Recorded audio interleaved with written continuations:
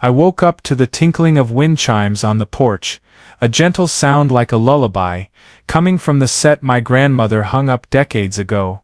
The smell of freshly brewed coffee, mingled with the early sunlight scattering gold across the lawn, making me want to linger forever in the armchair, gazing at the peaceful maple drive in Willow Creek. My old wooden house, nestled among identical beige condos, is where I enjoy freedom from the HOA's ridiculous rules. But this morning, that peace shattered like a glass hitting the floor. I rubbed my eyes, stepped onto the porch to grab the newspaper, and spotted a white envelope slipped under the door. The HOA's bright red seal hit me like it was mocking me. Frowning, I tore it open. The stiff words glared: request immediate removal of wind chimes due to noise and disruption of neighborhood aesthetics.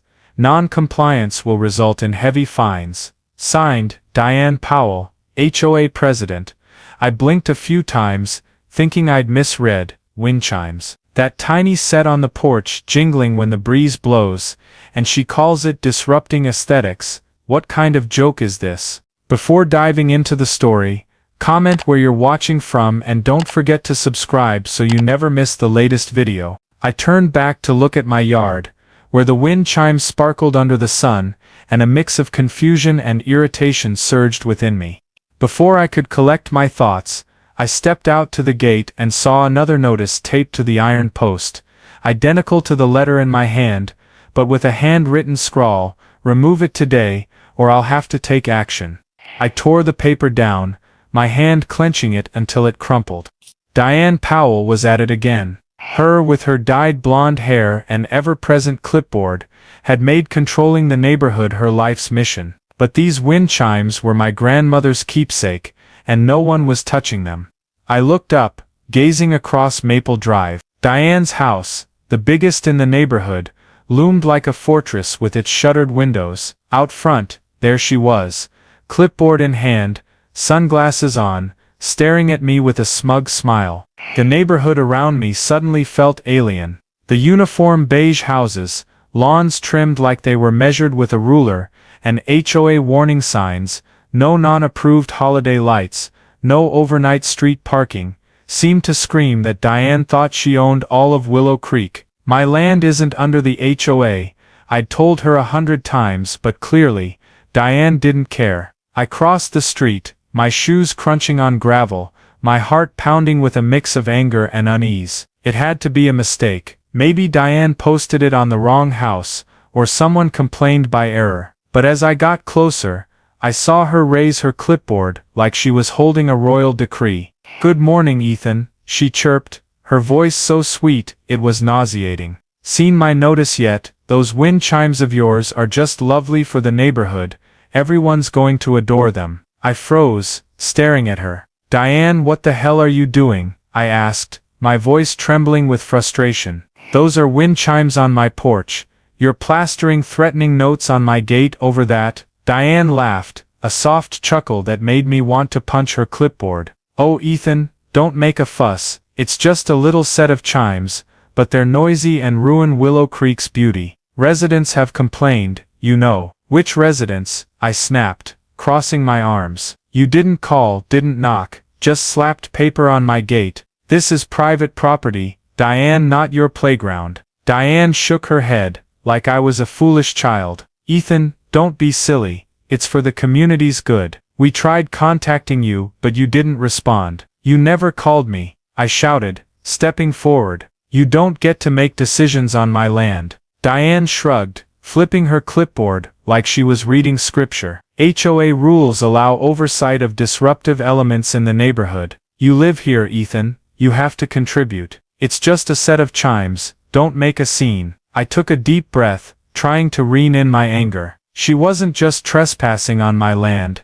she was acting like she was doing me a favor. I glanced at the shimmering wind chimes in the distance, a resolve swelling inside me. Diane Powell wanted to turn my yard into her battlefield, fine, but I'd make her regret it. I stood there, still clutching the crumpled notice, watching Diane Powell disappear behind her front door. The faint jingle of the wind chimes in the distance felt like a reminder that this fight was just beginning. The coffee in my mug had gone cold, but the anger in me was still red hot. Diane thought she could slap threatening notes on my gate, order me to remove my grandmother's keepsake, and saunter off like a queen. No way. I marched back home, tossed the notice onto the kitchen table, and decided I had to do something. But first, I needed to figure out what game she was playing. Willow Creek is a strange place. On the outside, it's picture-perfect uniform beige houses, lush green lawns, and streets so clean you could eat breakfast off the sidewalk. But inside, it's a cage run by Diane and her damn HOA.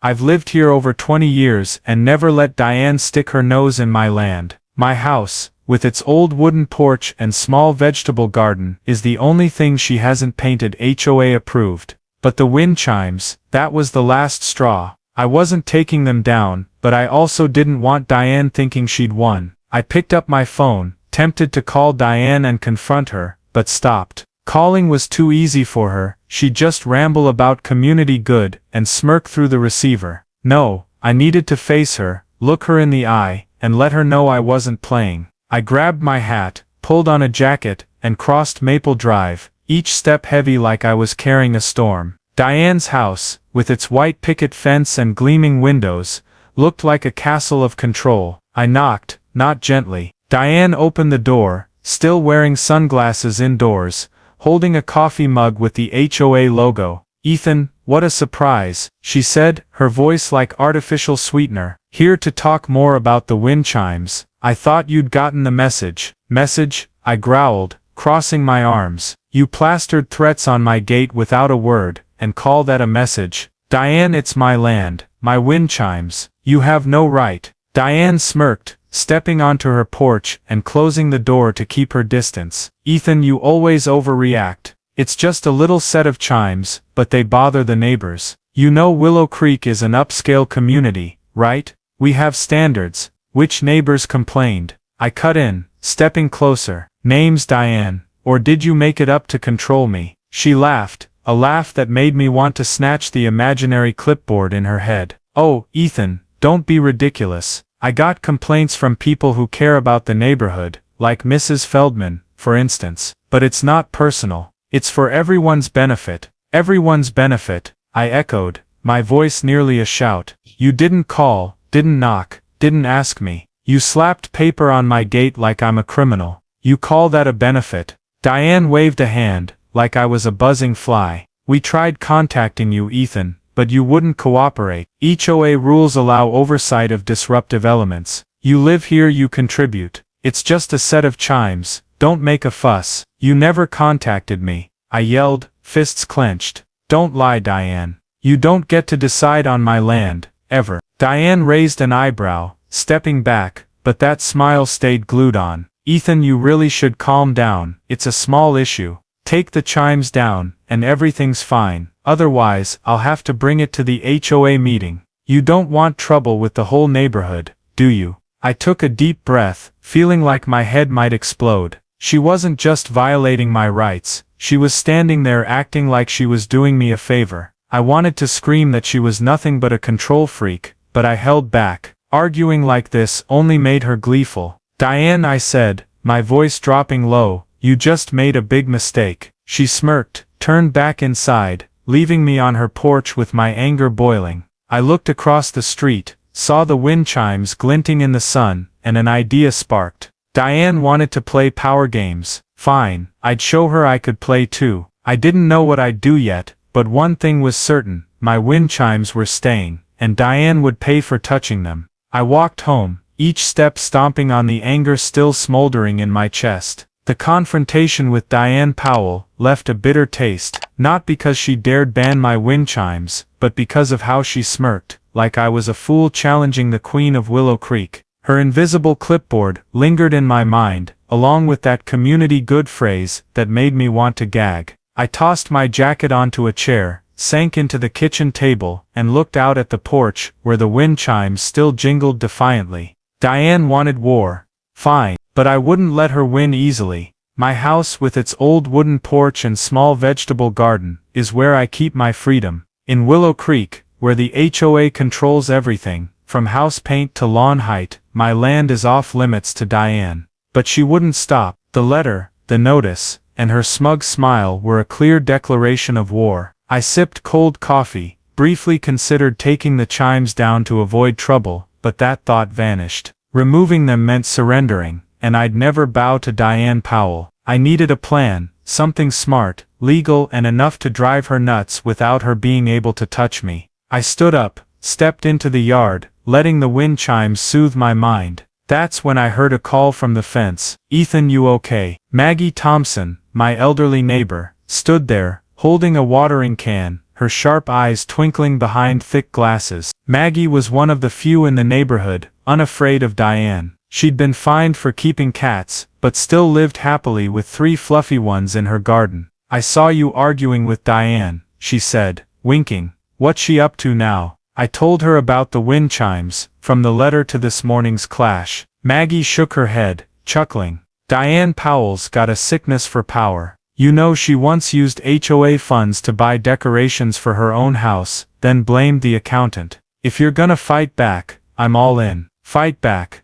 I smirked, ideas starting to spark. "What do you mean, Maggie?" She shrugged, watering her flowers. "I mean, Diane hates anything she can't control. Your wind chimes bug her because they're out of her reach. Find a way to make her show her true colors. I've got some old HOA documents if you need proof she's not clean." Maggie's words planted a seed in my head. I thanked her, then walked to Riverside Park, where the neighborhood often gathered on weekends. I needed fresh air to think, maybe meet someone to learn more about Diane. The park was busier than I expected, with the smell of barbecue and kids laughing. I sat on a bench, watching people, when a skateboarder kid zoomed by, nearly hitting me. "Sorry, mister," he said, stopping. "I'm Lucas Rivera, but everyone calls me Luke." Luke, a teen with messy hair and a band logo shirt, looked like someone Diane would hate on sight. I asked him about the neighborhood, and he spilled. "Mrs. Powell banned me from skating here, said it ruins Willow Creek's image. She's a nightmare. You're the wind chime guy,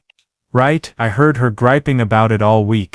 I laughed, told him about this morning. Luke nodded, eyes gleaming. "You want to get back at her? I'm good with tech. If you need something to drive her crazy without breaking laws, just say." I looked at Luke, thought of Maggie's words. A plan started forming. "You know anything about audio programming?" I asked. Luke grinned. "You're asking the right guy." That afternoon I drove to the outskirts of Willow Creek, to an antique shop I'd visited years ago. In a dusty corner, I found a vintage player piano, old but functional. I smiled, picturing its music ringing out right at my property line, facing Diane's house. With Luke's help, I could make it the perfect weapon, loud enough to keep her up, but within Texas noise laws. Diane wanted to ban my sounds. I'd give her a whole symphony. I paid, arranged delivery. Driving back, I felt lighter. Diane Powell started this game, but I'd be the one to end it. The piano arrived on a quiet morning, as sunlight just peeked over Maple Drive. I stood in my yard, watching an old delivery truck park at my gate, 2 workers grunting as they unloaded the piano. It looked even better than I remembered, weathered oak yellowed keys, but still proud like a true antique. I grinned, imagining Diane Powell's face when it played. After our showdown at her house and hints from Maggie and Luke, I knew this was the perfect comeback, enough to drive her wild, but untouchable by her complaints. Diane wanted my wind chimes gone. I'd give her an orchestra. I'd spent the previous night talking with Luke Rivera. The kid, with his messy hair and sticker-covered laptop, was a tech wizard. "What do you want from this piano?" Luke asked, fingers flying over his keyboard. I told him to program it to play non-stop, mixing cheerful tunes like Happy Birthday, or Oh Susanna, with artificial wind chime sounds. A nod to remind Diane, she couldn't stop the breeze. Most importantly, I told Luke to keep it under 60 decibels, Texas's noise limit. "No problem," Luke grinned. "Powell's gonna want to bash her head into a wall, and can't do a thing." This morning, Luke showed up early, bringing a small speaker for testing. We set the piano right at my property line, a few meters from Diane's fence, aimed straight at her living room window. I glanced across the street, saw her curtains twitch. She was watching. "Ready, mister?" Luke asked, finger hovering over the start button. I nodded, feeling like a kid about to pull a prank. Luke hit the button, and the piano sprang to life. A lively ragtime melody burst out, followed by simulated wind chime jingles, looping endlessly. It was just loud enough to cut through Diane's glass, but not enough for cops. Within 5 minutes, Diane's door flew open. She stormed out, still in her bathrobe, hair a mess, face red like it might pop. "Ethan Harper," she screamed, charging across the street so fast, I thought she'd trip. "What the hell are you doing? Turn that thing off now." I crossed my arms, smirking. "Good morning, Diane. Like my piano? I think it fits the neighborhood perfectly. Everyone's gonna love it." Diane glared, pointing at the piano like she could zap it. "This is your land, but that thing's noisy. You can't ruin Willow Creek's peace." "Noisy?" I feigned shock, turning to Luke. "Checked the volume." Luke nodded, holding up his phone, screen showing 58 decibels. "Totally legal, Mrs. Powell," he said, grinning wide. Diane's mouth opened, then snapped shut, her face shifting from red to purple. You're doing this on purpose," she roared. "I'll report this to the city. I'll sue you for harassment." "Go ahead," I said, calm as ice. "But it's my land, Diane. I can play music. Don't like it? Close your windows." I turned to Luke, winking. "Cue up Sweet Caroline, kid." Luke laughed, typed a few commands. The piano switched to Sweet Caroline, its melody echoing down the street. Diane stood there, hands shaking, like she wanted to smash the piano. But she knew she couldn't. It was on my land, and I played by the rules. Finally, she spun around, stormed home, slamming her door so hard I heard glass rattle. I looked at Luke, and we both cracked up. "Got it on video?" I asked. Luke waved his phone, showing Diane's meltdown. "Posting to the neighborhood chat now, mister," he said, eyes gleaming with mischief. I nodded, picturing Willow Creek watching Diane lose it. Maggie would probably choke laughing.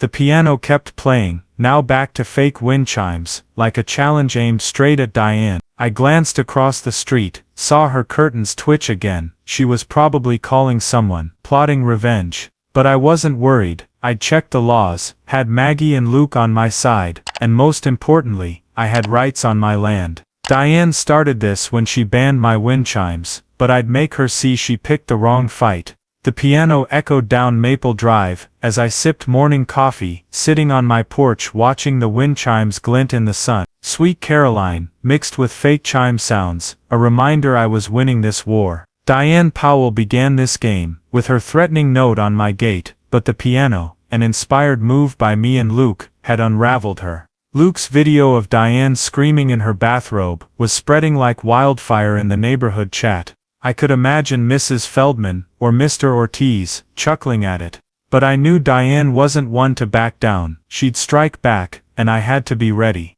That noon, while watering my vegetable garden, I heard a loud truck outside. I peeked out, and saw painters in reflective vests at my fence, holding cans of neon orange paint, the color HOA banned for ruining aesthetics. One started spraying my wooden fence, turning it into a glowing streak, like a traffic light. I froze, then spotted a familiar figure a few meters away. Diane, clipboard in hand, sunglasses on, with a triumphant smile. "Diane," I yelled, rushing to the gate, still gripping the hose. "What the hell are you doing to my fence?" She turned, faking surprise. "Oh Ethan, good morning, just helping spruce up your fence. This color pops, doesn't it? Shame it violates HOA rules. I'll have to report it, you know." I gripped the hose, wanting to spray her clipboard.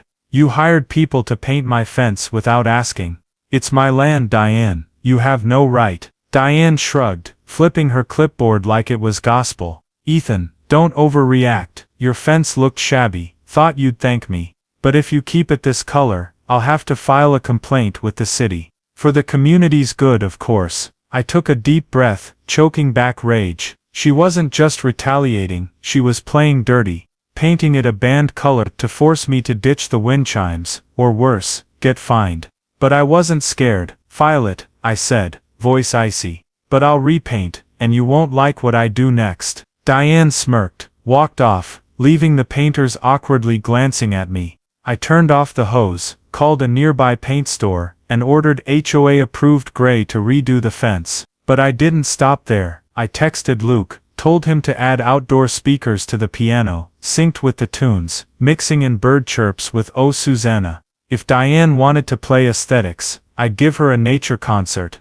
That afternoon, Luke arrived with small speakers, setting them by the piano. You sure? He asked, grinning slyly. Powell might call the cops, I smirked. Let her try. I checked, we're under 60 decibels. Luke nodded, activated the speakers. Bird song blended with piano, turning Maple Drive into a lively forest. I glanced across the street, saw Diane's curtains shake. She was losing it. But Diane didn't quit. The next day, I got a city letter requesting an inspection of my land for suspected zoning violations. I laughed dryly, knowing she was behind it. I gathered my property deeds, kept safe since my parents left them, and called Maggie Thompson. Diane's playing dirty, I said. Maggie chuckled over the phone. She's desperate, Ethan.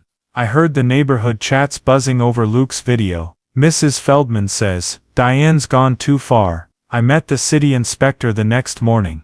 A polite middle-aged man, he reviewed my deeds, and walked my land. Everything's in order, Mr. Harper, he said, shaking his head. I don't know why there was a complaint. This land's clearly private. I nodded, feeling like I'd won a chess move. But I knew Diane wouldn't stop. That night, I heard Diane called an emergency HOA meeting at the Willow Creek Community Club.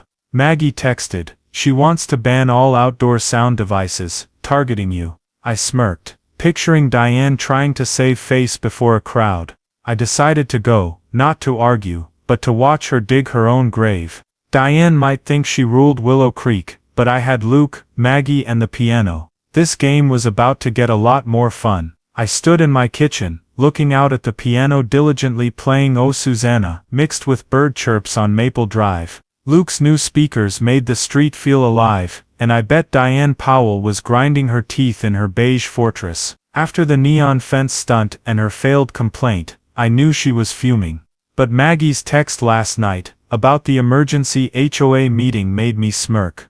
Diane thought she could turn the neighborhood against me. She was wrong. I had Maggie, Luke, and a tireless piano. This game was entering a new phase. I sipped coffee, thinking back on the past days. From the threatening wind chime letter to Diane's bathrobe meltdown, everything proved she couldn't stand being challenged. Maggie said Diane hated anything she couldn't control, and I was proving that daily. But Maggie's hint about misused HOA funds stuck with me. If true, it was a bomb that could topple Diane's self-made throne. I needed proof, and I needed the right moment to use it. That morning, I visited Maggie Thompson. She was in her garden, petting a fluffy cat, her sly smile gleaming behind glasses. Heard you're driving Diane nuts with that piano, she said, handing me lemonade. Luke's video was a masterpiece. Mrs. Feldman called last night, said Diane looked like she'd cry. I laughed, told her about the fence paint and city inspector. Maggie shook her head. She's desperate, Ethan. I dug up old papers from when I was on the HOA board. Receipts show Diane used community funds for her house's decorations and sofa, then blamed a budget shortfall. I kept them, knowing she'd trip up someday. I raised an eyebrow, feeling like I'd struck gold. You still have those receipts, can we use them? Maggie nodded, fetching a dusty box of documents from her garage. She handed me yellowed papers listing amounts and Diane's signature. Use them carefully, she warned. Time it right, and the neighborhood will turn on her. I thanked Maggie, took the box home, excitement mixed with caution. This was powerful, but I wanted Diane to expose herself first. I called Luke Rivera, told him about the receipts, and asked about the neighborhood chat. It's blowing up, mister. Luke laughed over the phone. Mr. Ortiz says Diane's embarrassing Willow Creek. Mrs. Feldman's getting suspicious. Oh, I hacked some old HOA emails. Don't ask how. Showing Diane fined Mr. Ortiz for Christmas lights just to cover funds. Hacked, I chuckled, shaking my head. You're trouble, Luke, but good work. Send me copies and be ready to record more tonight. I'm going to the HOA meeting. That evening, I put on a clean shirt, grabbed my hat, and walked to the Willow Creek Community Club. The meeting room was stuffy, with dozens of residents on folding chairs, whispering. Diane stood at the podium, hair sprayed stiff, holding a mic like she was addressing Congress. We need to discuss noise disturbances in the neighborhood, she said, glancing at me as I leaned quietly in the corner. Some people don't respect Willow Creek's peace, and I propose banning all outdoor music devices. Mrs. Feldman nodded, but Mr. Ortiz raised an eyebrow. You mean Ethan's piano? It's not louder than Sunday lawnmowers. A few chuckled, making Diane flush. She tapped the mic, trying to regain control. This isn't personal, it's for the community's good. I stepped forward, hands in pockets, voice calm. If it's for the community, Diane, why not talk about the HOA funds? I heard there were some odd expenses, like decorations for a private home. The room went silent, all eyes on Diane. She opened her mouth, then shut it, her face paling. You're slandering me, she stammered. I woke up to the jingle of wind chimes on the porch, feeling like they were cheering me on after last night's showdown at the HOA meeting. My question about the HOA funds had left Diane Powell stammering in front of the whole neighborhood, and the image of her pale, flustered face kept replaying in my head like a comedy reel. But as I sipped my coffee, watching the piano still playing Happy Birthday out on Maple Drive, I knew she wouldn't give up easily. Diane was the type to dig in her heels to keep her self-crowned throne, and after I'd backed her into a corner, she'd surely play dirty. I just had to be ready for her next move. That morning, I checked the neighborhood chat on my phone. Luke Rivera didn't disappoint. The kid had posted a new meme using a clip of Diane yelling at the piano from last week's video, captioned, "When the HOA bans the wind from singing, Mr. Ortiz commented with a laughing emoji. Mrs. Feldman stayed silent, and someone named Clara Nguyen, a new neighbor, wrote, "Anyone know where the HOA funds are going?" I smirked. The seed of doubt I'd planted last night was sprouting, and Diane was probably feeling the heat. I was repainting my fence, a clean gray to erase Diane's neon stunt, when I heard hurried footsteps at the gate. Maggie Thompson appeared, face flushed, clutching a piece of paper. "Ethan, you've got to see this," she said, voice urgent. "I found it in Diane's trash this morning. She hired a cleanup crew to deal with your piano. Tonight, I took the paper, a hastily printed invoice for bulky item removal with my property's address." Diane's scrawled signature sat in the corner. I gripped the sheet, anger flaring like when I saw the wind chime ban letter. "She's planning to trash my piano," I growled. "On my land?" Maggie nodded, eyes gleaming. "She thinks you're clueless, but I had Luke set up security cameras around the piano yesterday, just in case. If Diane tries anything, you'll have proof." I laughed, clapping Maggie's shoulder. "You're a genius, Maggie." I texted Luke, telling him to check the cameras and be ready to record more. "If Diane wants to play dirty, I'll give her a show," I told Maggie. She chuckled, heading back to her garden, probably picturing Diane digging her own grave. That night, I sat in the kitchen, eyes glued to the laptop screen linked to Luke's cameras. The piano glowed faintly under the streetlight, "Oh Susanna," echoing. Around 10, a van quietly parked near my fence. Two guys in cleanup uniforms stepped out, carrying a hammer and crowbar. I smirked, called the police, reporting vandalism on private property. Luke, hiding nearby, filmed from a dark corner, just as planned. Within 10 minutes, police lights flashed on Maple Drive. The two workers panicked, dropping their tools as an officer approached. "Who hired you to wreck this piano?" the officer asked, voice stern. One pulled out the invoice, Maggie's find, and pointed toward Diane's house. I stepped out, hands in pockets, handing the officer my property deeds. "This is my property," I said. "No one touches it without permission." Diane appeared right then, probably woken by the noise. She rushed out, bathrobe flapping, face ghostly white. "This is a misunderstanding," she shrieked. "I just wanted to clean up the neighborhood. That piano's a nuisance." The officer raised an eyebrow, holding up the invoice. "You hired people to destroy private property, Mrs. Powell. We need to talk at the station." Diane's mouth opened, but no words came, just a glare at me like she wanted to burn me down. I shrugged. "You chose this, Diane?" As the police car left, with Diane rambling excuses, I saw Luke emerge from the shadows, holding up his phone. "Got the whole thing, mister," he said, grinning. "Post it to the chat now." I nodded. "Do it, let the neighborhood see who she is." I went back inside, feeling like I'd just knocked out an opponent, but I knew the game wasn't over. Diane might have been caught, but she'd try to claw her way back. I had Maggie's receipts, Luke's videos, and the neighborhood's doubts. Diane Powell had crossed a line, and I'd make sure she paid in full. I stood on my porch, sipping coffee, listening to the wind chimes jingle in harmony with Sweet Caroline from the piano on Maple Drive. After last night, when Diane Powell was hauled off by police for trying to smash my piano, Willow Creek was buzzing. Luke's new video, Diane ranting in her bathrobe next to the cop car, spread through the neighborhood chat faster than gossip about the weekend BBQ. Mr. Ortiz wrote, "Peak drama, Mrs. Feldman stayed quiet," and Claren Wynn asked flat out, "Who still trusts Mrs. Powell?" I smirked, knowing Diane's self-made throne was crumbling hard, but I also knew she wouldn't quit without a fight.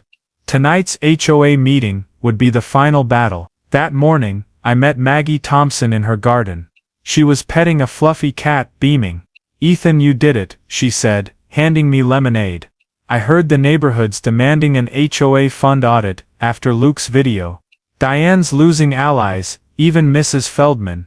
I told her about last night, from Maggie's invoice fine to Diane getting caught. Maggie nodded, giving me another old receipt. "This one's for curtains Diane bought for her house with HOA money. Use it tonight, and she's got no way out."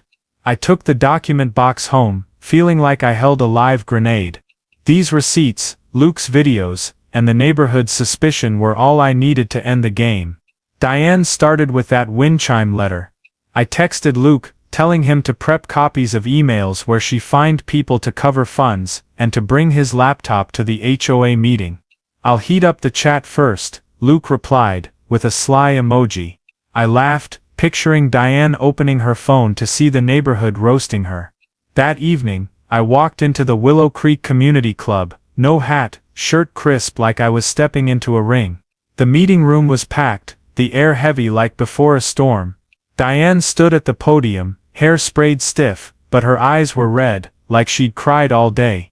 Mrs. Feldman sat up front, face grim. Mr. Ortiz whispered to Clara and Tom Nguyen, all three eyeing Diane with distrust. Luke quietly set up his laptop in the corner, winking at me. Diane tapped the mic, voice shaky. "Thank you all for coming," she said, forcing a smile. "We need to address recent misunderstandings. I've always acted for Willow Creek's good, but some people are sabotaging my efforts." Mr. Ortiz shot up, cutting her off. "Misunderstandings?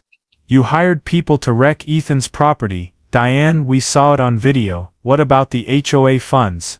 Where's the money when the neighborhood gets nothing new?" The room buzzed with whispers. Mrs. Feldman coughed, staring at the floor. Diane raised a hand, trying to regain control. "That's slander. I've never done anything wrong. Ethan Harper's the troublemaker, with that damn piano." I stepped forward, holding the document box, voice calm. "If I'm the troublemaker, Diane, explain these." I held up the receipts, decorations, a sofa, curtains, each with her signature. "HOA money went to your house, right? Or is that your community good?" The room went dead silent, then erupted in chatter. Claren Wynn stood. "You said there was no money for a playground, but you bought a sofa." "Really?" Tom nodded, adding, "We want an audit now." Diane's mouth opened, face white as paper.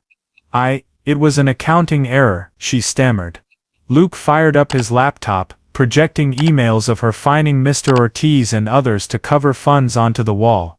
"Some error when there's a dozen emails like this," he said, deadpan. The crowd gasped, some shouting for her to resign. Maggie stood, raising a hand for quiet. "I propose a vote to remove Diane as HOA president," she said, voice firm. "Who's with me?" Hands shot up, Mr. Ortiz, Clara, Tom, even Mrs. Feldman, reluctantly. Diane looked around, eyes glassy, then screamed, "You can't do this. I built this neighborhood." "No, you broke it," I said, stepping closer. "You banned wind chimes, wrecked property, stole people's money." "It's over, Diane," she glared at me, speechless, then spun around, storming out, the door slamming behind her. The crowd cheered, and Maggie was voted interim president. I looked at Luke, winking. "Another video?" I asked, He grinned. Already posted, mister. I woke up to soft sunlight spilling gold over Maple Drive, the wind chimes jingling on the porch like a victory song. The piano still stood proud at my property line, but today I decided to give it a rest. After last night's HOA meeting, when Diane Powell was stripped of her presidency and fled the room pale as a ghost, Willow Creek felt unburdened. The neighborhood chat was alive with Luke's final video, Diane screaming before running off, and comments from Mr. Ortiz, Claire and Wynne, even Mrs. Feldman, all agreeing Diane's reign was done. But I knew this story needed a proper ending, not just for me, but for the whole neighborhood. I sipped coffee, opened my laptop to check emails. Luke sent a message with a chat screenshot. "You're a legend, mister. Powell just put her house up for sale." I laughed, picturing Diane frantically packing, trying to escape the hole she dug. Maggie Thompson was voted interim HOA president, and she texted me this morning. "Thanks, Ethan, I'm scrapping the dumb rules, starting with the wind chime ban." I smirked, feeling like I'd run a long race and crossed the finish line first. At noon, I called a transport company to move the piano. It had done its job brilliantly, from driving Diane nuts to exposing her true colors, but I didn't want to keep it as a trophy. It deserved a new life. I contacted an elementary school outside Willow Creek, where they lacked instruments for art classes. "We'd love the piano," the teacher said over the phone, voice excited. "The kids will adore it." I smiled, imagining them banging out Twinkle Twinkle Little Star on keys that once kept Diane awake. When the truck arrived, I stood in the yard, watching workers carefully load the piano.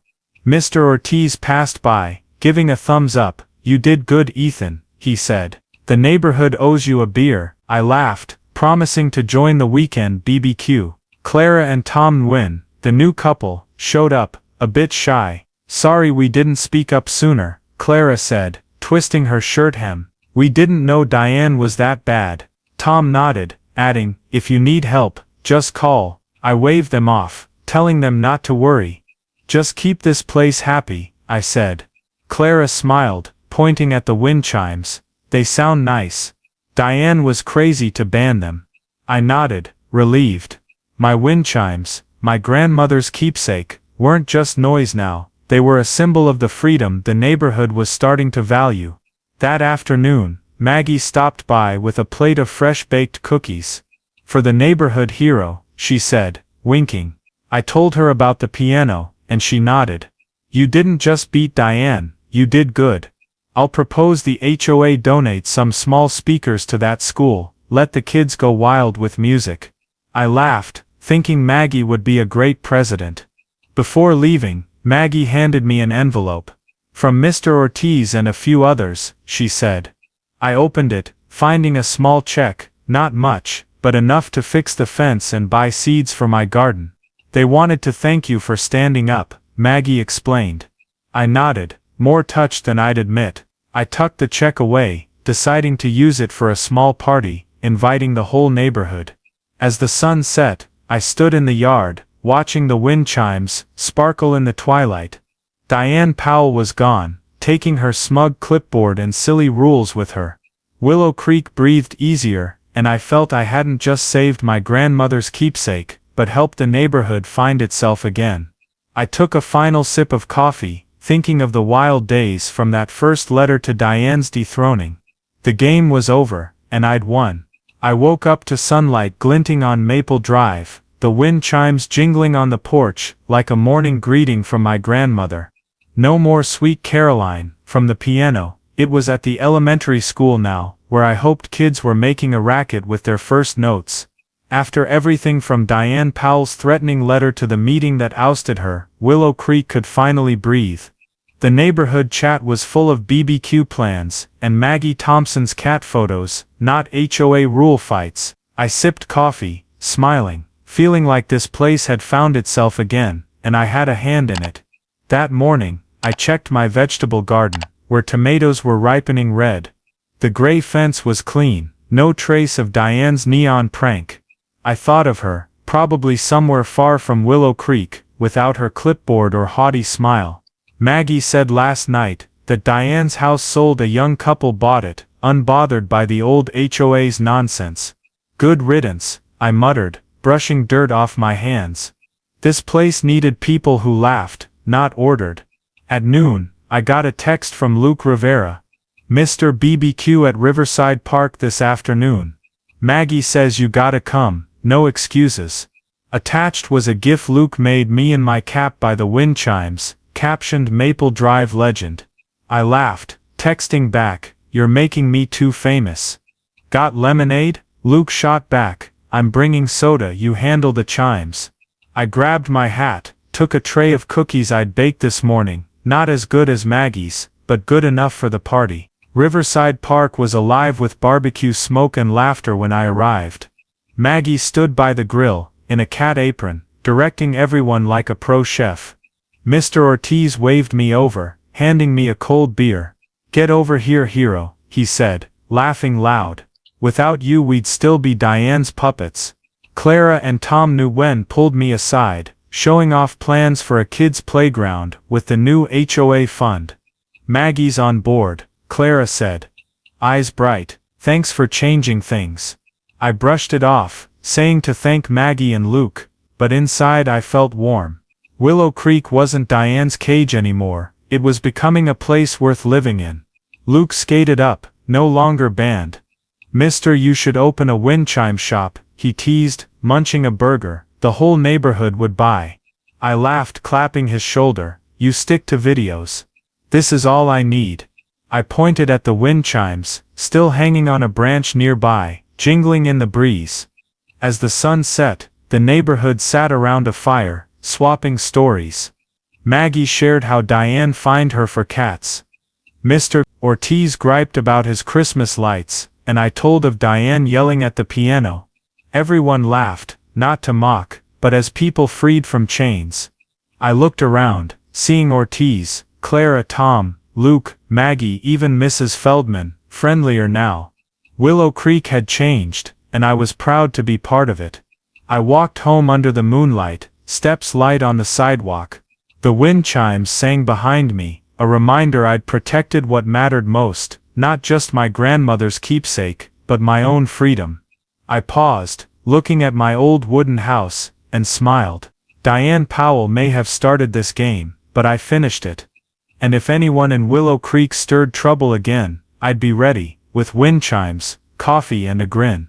The story of Ethan Harper and his battle with Diane Powell in Willow Creek reflects very real issues in American life today, especially in suburban neighborhoods, where homeowners associations, HOAs, often impose strict rules on residents.